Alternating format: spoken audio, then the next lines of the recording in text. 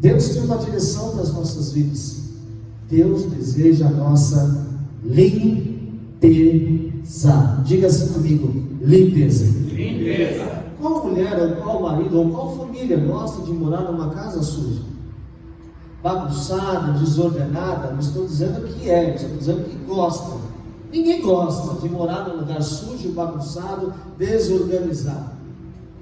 E muitas vezes a nossa vida como corpo de Cristo está assim, desta maneira: desorganizada, bagunçada, sem direção, sem norte. E o que é pior, quando você entra por alguns caminhos que nós chamamos de atalho, por este atalho talvez você tenha que pegar uma estrada de terra, e se chover, a estrada se torna barro, e se for barro, vai sujar, vai ou não vai? Não é verdade? Vai sujar o carro, vai sujar o pé, vai se sujar. E muitas vezes na nossa vida, quando nós pegamos atalhos, nós sujamos a nossa vida, sujamos o nosso espírito, contaminamos a nossa alma. Diga para a pessoa que está do teu lado: o Senhor quer limpar a tua alma nesta noite. Por isso, querido, guarda o teu coração, guarda, querido, a tua mente, esquece o que está lá fora, mantenha-se na presença do Senhor. O Senhor diz em sua palavra que nós devemos apresentar a Deus um culto racional. E eu preciso, querido, de verdade, que você preste atenção. Nós vamos falar de algumas coisas bem profundas sobre pecado. Diga: pecado. O pecado não terá poder sobre a minha vida. Fala: o pecado não terá poder sobre a minha vida. Amém, queridos? Em nome de Jesus.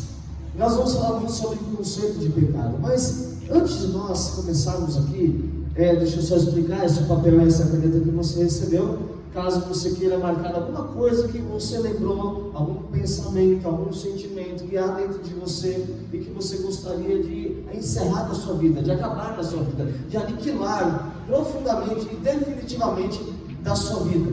Nós vamos fazer um ato profético no final. Você vai colocar no chão, você vai olhar para aquilo e você vai dizer: cara, como eu sou maior que aquilo, como eu sou grande diante dessa situação. E você vai pisar em cima daquilo, e nós vamos jogar fora em nome de Jesus. Amém, queridos? Quem entendeu isso? Você vai pegar, pisar, pegar, amassar, botar, montar, nós vamos jogar no lixo, porque nunca mais isso virá sobre a tua vida. Quem entendeu o que eu disse? Diga assim comigo: nunca mais. Significa dizer, querido, que hoje é um culto muito, mas muito especial. Estava falando com a pastora vindo para cá. Eu falei: Senhor, que o Senhor nos dê um culto especial. Mas logo na oração eu falei: Senhor, mas todo culto é especial, porque não existe culto mais ou menos. Porque quando eu vou me apresentar diante de Deus, é um ato especial, é um momento especial. Diga assim comigo: este momento, em todo e qualquer outro culto, em todas as vezes que eu me apresentar diante de Deus, se torna um momento especial. Amém, queridos? Momentos especiais nós não podemos desprezá-los. Amém, queridos? Glória a Deus. Queria perguntar a você, falando sobre limpeza, falando sobre pecado, eu gostaria da sua participação. Na Bíblia, quantas pessoas, ou quais pessoas vêm à sua cabeça, a gente aqui conversar, que sujaram a sua vida, ou pecaram, servos de Deus ou servas de Deus, que pecaram, sujaram a sua vida? Quem aqui rapidamente já pensa, lembra de alguém? Maurício? Davi, o que ele fez? Pecou com Batseba. Quem mais? Sansão. O que ele fez? Deitou no colo de Dalila, abriu os seus segredos. O sentimento da pecado, da promiscuidade, levou ele a abrir os seus segredos. Esse era de fato o pecado de Sansão, porque perdeu seus cabelos, perdeu a sua força. Quem mais? Quem falou? Rosa. Caim e Abel, os dois? Ou só Caim? Só Caim. Caim e Abel é história. Caim, boa, não fez o que era devido. Eu vou falar inclusive sobre ele agora na palavra.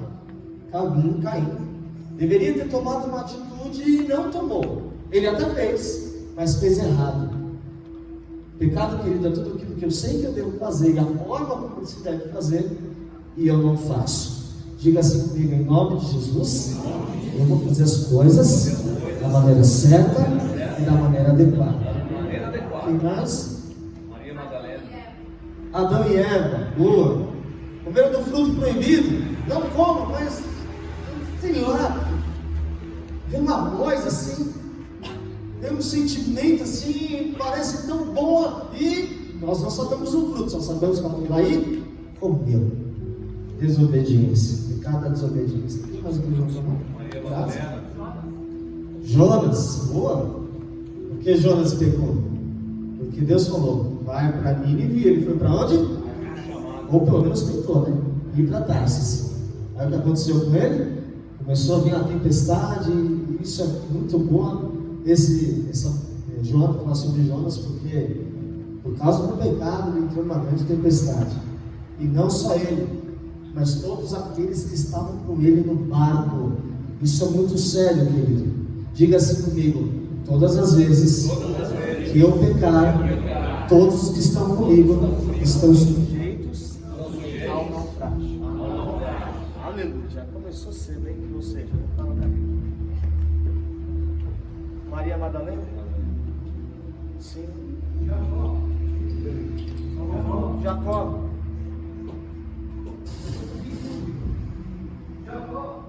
Não, Jacó. O que você falou? Dilúvio. Eu falei, mas Noé pecou?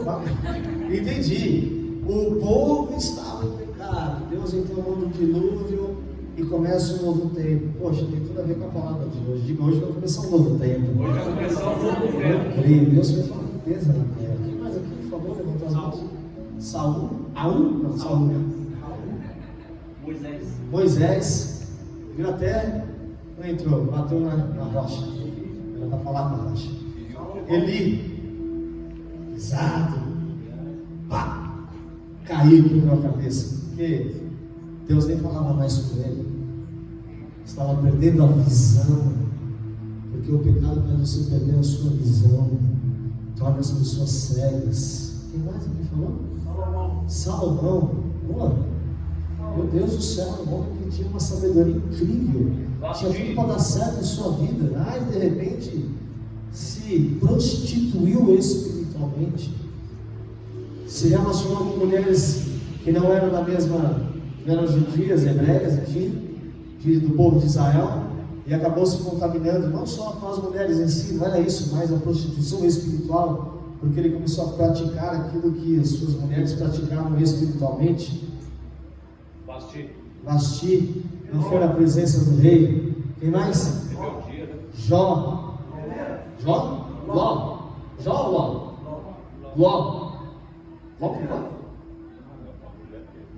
A mulher de Ló pecou feio, hein? A mulher de Ló não olha para trás. Ela, mas é só uma olhadinha. Fica olhando você para trás, querido. Mas naquela época, quando eu ia para o samba, quando eu ia para não sei o que, é só uma olhadinha. Sabe o que é uma olhadinha? É só uma olhadinha no celular, ou uma musiquinha, ou um videozinho, um cineminha, não sei o que, um filminho, que já relembra, o corpo já começa, pronto. E pronto. O que mais? Pedro? Pedro fez o quê? Negou Jesus. Perdeu a fé. Negou Jesus. Queridos, cortou a orelha do irmão, já reativo, né? Um cara super reativo, bravo. Judas, meu Deus do céu. Enfim, todos esses personagens, eu creio que cada um deles, conforme foi sendo falado, você foi lembrando de cada personagem. E cada personagem bíblico talvez esteja relacionado à tua vida. E talvez você já precise começar a anotar algumas coisas. Porque dentro delas, e das coisas que nós falamos aqui, nós precisamos viver algumas libertações, uma cura no nosso interior, em nome de Jesus. Amém, queridos? Amém. Glória a Deus. Vamos lá. Pecado. Pecado no hebraico significa hata'á. E a raiz de hata'á é hatá. E Hatá significa errar o alvo ou errar o caminho. É só para testar que vocês estão enxergando. Todo mundo está enxergando aí? Sim. Está na frente aqui de vocês? Tá? Diga assim comigo: Hatá significa errar o alvo ou errar o caminho. Pecado significa errar o alvo ou errar o caminho. Livro de Juízes, mas eu quero que você coloque a Bíblia King James, nesta tradução. Juízes capítulo 20, verso 16, apenas 3 versos, tá bom? Juízes capítulo 20, verso 16, porque a King James, porque ela nos dá um entendimento melhor. Entre todo este povo havia... Entendeu? Em todo este exército havia 700 homens de escola, canhotos,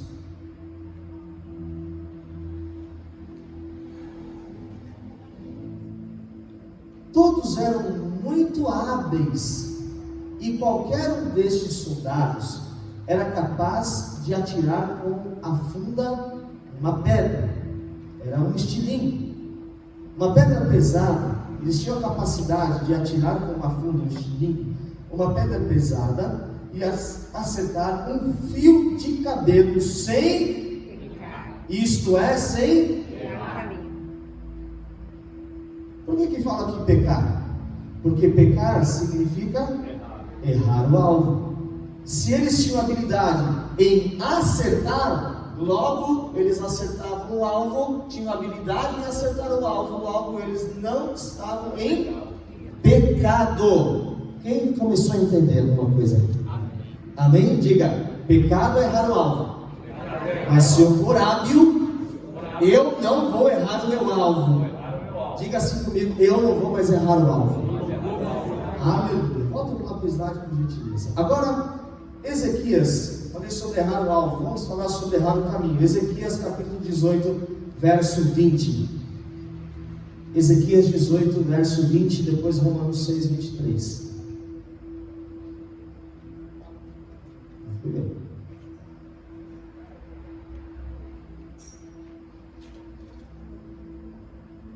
Tem alguém errando o alvo aí? Errando verdade, vixe, mano. Ó, Deus, já está falando.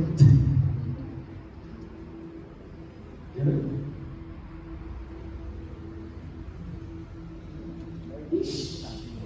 Vamos começar aqui, ó. Já deu papelzinho para eles? Vamos ver o papelzinho. Papel e caneta, que bom ali. Aí, obrigado. Aí pode ser normal, tá? Mas vamos deixar aqui.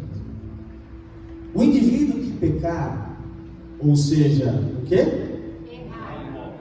Errar o alvo, ou errar o caminho, este morrerá. Só que, vamos lá de novo. O indivíduo que pecar ou errar o caminho, este morrerá. Guarde isso: quem erra o caminho morre. Diga assim comigo: quem erra o caminho morre. Romanos 6, 23, agora ele diz: o salário do pecado é o quê?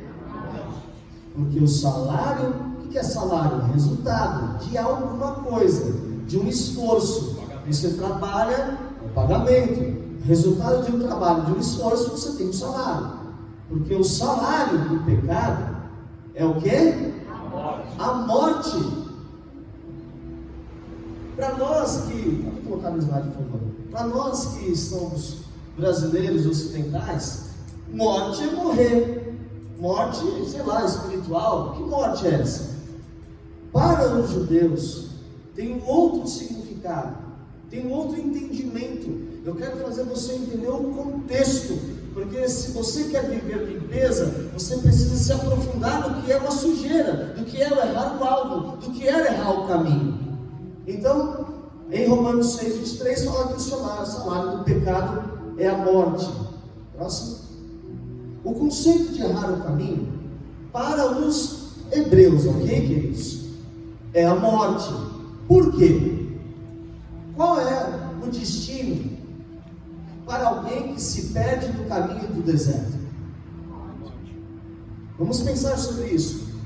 O povo de Israel, o povo hebreu, era um povo que andava para lá e para cá, fazia muitas viagens. saía do Egito, voltava para o Egito, ia para não sei para onde. É ou não é, queridos? E não é viagens com Waze. Viagens sem Waze. Tem gente que ia errar muito, ia pecar muito sem Waze nos dias de hoje. Amém? Mas eles não poderiam se dar o luxo de errar, porque o ambiente que eles caminhavam geralmente era um ambiente de deserto. E no deserto, se você errar o caminho, querido, você morre. Quem entendeu isso? O conceito do pecado. Se errar, pecado é errar o caminho. Se o povo errasse o caminho no meio do deserto, eles morreriam. Morreriam de sede, morreriam de fome, ou à noite morreriam de frio. Ambiente hostil. Então eles não poderiam se dar ao luxo de errar. Diga, eu não posso me dar ao luxo de errar. Oh, aleluia. Quem se perde no caminho, no contexto hebraico, ele tem uma palavra para isso. Quem se perde no caminho é um rachá. Rachá no hebraico significa, para nós, ímpio, mas para eles, aqueles que se perdem no caminho. Para nós, ímpio, para eles, aqueles que se perdem no caminho. O conceito de acertar o caminho, que é o oposto, quem acerta o caminho é um tzadik. Tzadik significa justo. O meu justo viverá ou andará pela fé. O que está, e para eles, o que está no caminho correto, o que está no caminho certo. Conceito hebraico, querido, para aquele que estava no caminho certo e se perdeu, o que ele deve fazer? O que você acha que ele deve fazer? Estava no caminho certo, por algum motivo, caramba, me perdi do caminho. Entrou no pecado. O que ele deve fazer? Voltar? Se converter, ou se converter, que é conversão, mudar a direção. O que mais? Buscar o caminho do arrependimento. Buscar o caminho do arrependimento. Vamos lá. Será que é isso? Conceito hebraico para aquele que se perdeu no caminho. Teshuvá. A sua raiz é shu, que significa arrependimento para nós. Mas para eles que moram naquela região desértica, significa retornar ou voltar ao caminho certo. O que nós precisamos fazer aqui hoje? Voltar ao caminho certo. Ou nos arrepender. Diga, arrependimento é voltar ao caminho certo. Agora, queridos, assim, escute isso, preste atenção, porque isso é coisa profunda. Pecado, a raiz dele é ratá, como nós falamos no início. E ratá são estas três letras. A primeira ret, a segunda letra é a tet, e a terceira letra que é a letra, quem sabe? Bom, já falei aqui, hein? Aleph. O significado de cada uma delas, porque do hebraico se lê da direita para a esquerda, diferente do português. Letra ret significa cerca, e uma cerca ela pode proteger ou pode. João 8,34, vamos lá? Pode colocar.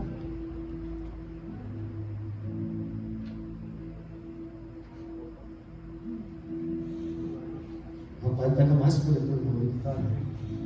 Jesus explicou isso. Em verdade vos asseguro: todo aquele que pratica o pecado é? Todo aquele que pratica o pecado é? Diga, escravo. Volta lá no slide. Se todo aquele que pratica o pecado é escravo, todo aquele que pratica o pecado fica aprisionado dentro de uma cerca. Porque ratá, que essas são as suas três letras, a primeira ret, que significa proteger, mas também significa aprisionar. Aquele que é escravo do pecado fica aprisionado a ele. Já viu pessoas que não conseguem se libertar do pecado? Não conseguem se libertar, por exemplo, do vício. Não conseguem se libertar de um pensamento, de um sentimento. A pessoa sente ódio. Querido, o ódio não vem de Deus. Eu sinto vingança, desejo de vingança, eu quero me vingar. Esse sentimento vem do Senhor? Não, porque a vingança pertence a quem? A Deus. E nós acreditamos que o Senhor vai fazer justiça. Diga, é Deus que me justifica. Mas existem pessoas que têm uma ânsia por se vingar, que enquanto ela não se vingar, ela fica atormentada. Eu estou falando bobagem aqui, querido?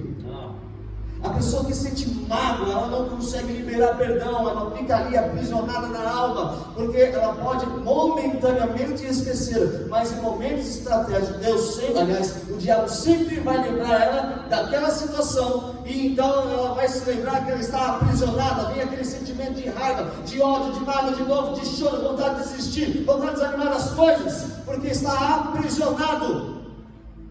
O pecado tem poder de escravizar. O pecado tem poder de aprisionar. Amém, queridos? A segunda letra, a letra tet, que significa cesta. Um dos significados é cesta. E o que se carrega numa cesta? O que se carrega numa cesta? Peso, muito ou pouco. Cesta serve para quê? Carregar coisas, ou também serve para guardar coisas, não é? A gente tem uma cestinha de fruta lá em cima da mesa, você pega as frutas e põe naquela cestinha lá em cima da mesa. Cesta serve para guardar e também serve para carregar. E quantas pessoas não ficam carregando os seus pecados? Carregando as suas falhas, errou o alvo, errou o caminho, se perdeu, e fica por isso mesmo. O salário do pecado é o quê? Para o hebreu pecar, querido, é você andar, errar o caminho do deserto. E não tem como você errar o caminho do deserto, porque se você errar, você vai literalmente morrer. Agora veja, antes de falar sobre o número 9, Tiago capítulo 1, verso 13 a 15, diz assim: entretanto, ninguém ao ser tentado deverá dizer: estou sendo tentado por Deus.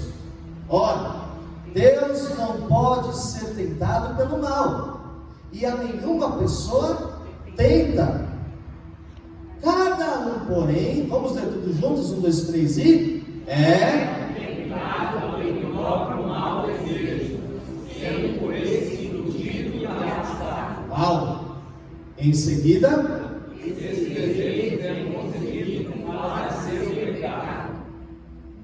E o pecado, após ter se consumado, era a morte. A morte? Queridos, é forte esse versículo, não é? Vamos dizer novamente? Vamos lá de novo.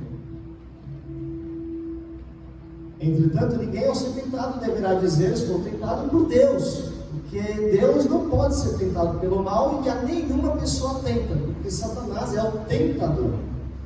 Agora ele diz: cada um, porém, é tentado pelo seu próprio mau desejo, em outras traduções, pela sua cobiça, pelos sentimentos que permeiam a sua vida, sendo por este sentimento sendo iludido e arrastado.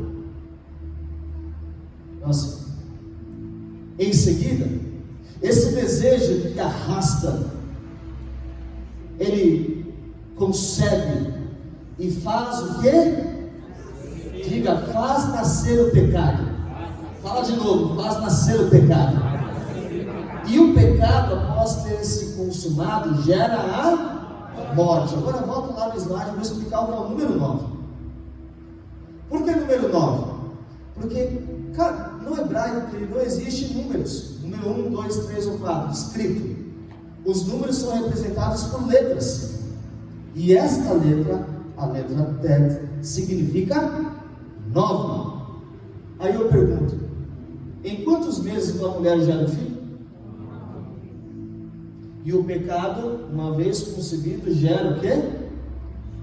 Se nós não lidarmos, querido, com os maus desejos que estão dentro de nós, este pecado, ele vai fazer você carregar durante um período, mas em determinado período, este sentimento que está no teu coração, ele vai gerar a morte.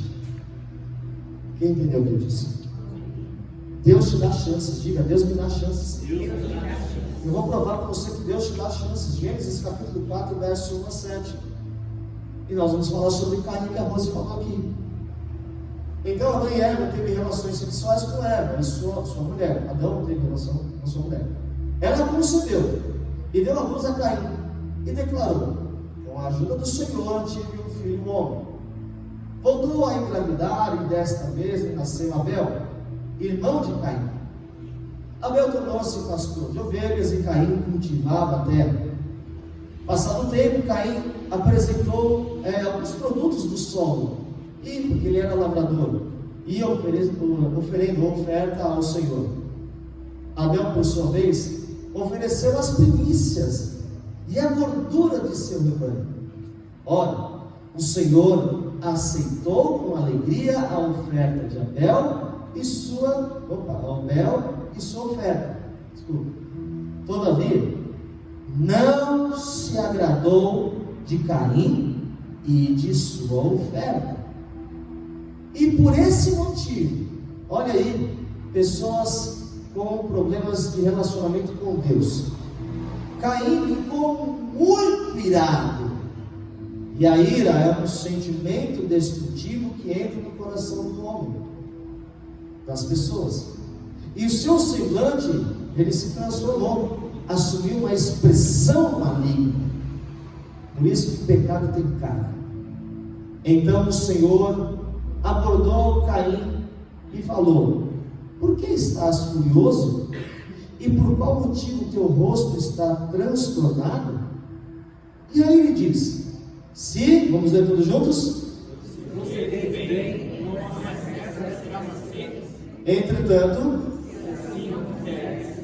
sabe que o pecado espreita a porta, e cabe a ti, cabe a quem, querido? Caim, ou nós, porque o pecado, volta lá por favor, mais uns dois trechos aí, próximo. Todavia, nós, à frente. Se você proceder bem, se você não fizer o que é certo, se você não andar no caminho correto, não é certo que você vai ser aceito? Não é? Deus está falando. Só que ele disse: se você continuar no caminho errado, se você se permitir ser dominado, escravizado, vai gerar dentro de você um sentimento que te levará à morte. Sabe que o pecado está à tua espreita, está na tua porta, e deseja te destruir, porque o plano de Satanás é o quê? Roubar, matar e destruir. Cabe a nós, diga, cabe a mim vencer. Deus, Ele nos mostra, querido, eu vou dizer a você, todas as vezes que você for errar o caminho, o Espírito Santo vai te incomodar, vai te falar, vai trazer uma luz, vai trazer um entendimento. Não faça isso, não pense desse jeito, muda esse pensamento, vira este jogo agora. Quantos aqui já passaram por essa experiência?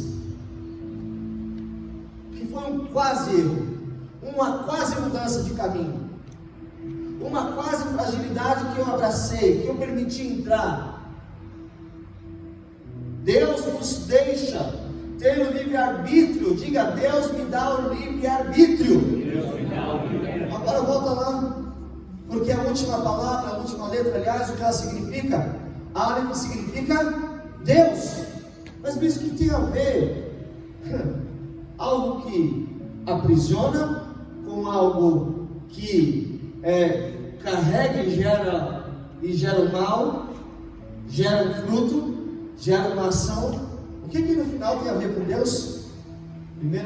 João capítulo 1, verso 29, ele diz: no dia seguinte, João viu Jesus que vinha caminhando em sua direção e disse: O que ele disse? Ele é o Cordeiro de Deus que tira o pecado do mundo. O Cordeiro de Deus que Tira o pecado do mundo. Quem é o mundo? O mundo sou eu nesse caso. Diga, eu sou parte do Eu mundo. sou parte do mundo. Jesus disse, eles estão no mundo, mas eles não são deste mundo. O que Jesus está fazendo? Nos tirando de uma condição pecaminosa. Diga, ainda que eu ande no pecado, o Senhor quer me tirar da condição pecaminosa. Ainda que eu erre o alvo, ainda que eu erre a caminhada, o Senhor me dá a condição de voltar a caminhar de maneira correta.